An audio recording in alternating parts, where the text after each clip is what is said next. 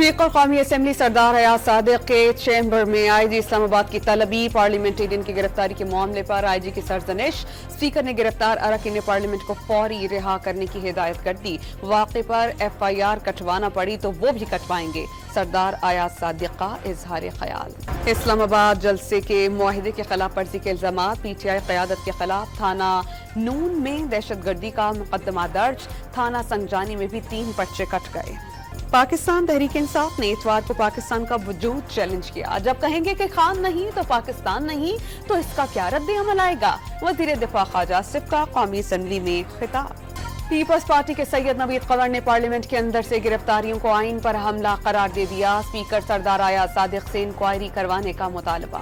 MKM के रहनुमा मुस्तफा कमाल की स्पीकर से कल के मामले पर एक्शन लेने की अपील। कल जो कुछ हुआ वो पागलपन के नताइज हैं, ऐवान में इजहार ख्याल। बानी PTI पाकिस्तान के साथ कभी मुखलिस नहीं रहा, उसे सिर्फ मकबूलियत के सिवा कुर्सी से मोहब्बत है। आप पहले भी नाअहल थे, अभी भी नाअहल हो। सीनियर वजीर सिंध शर्जील इनाम मेमन की गुफ्तगू।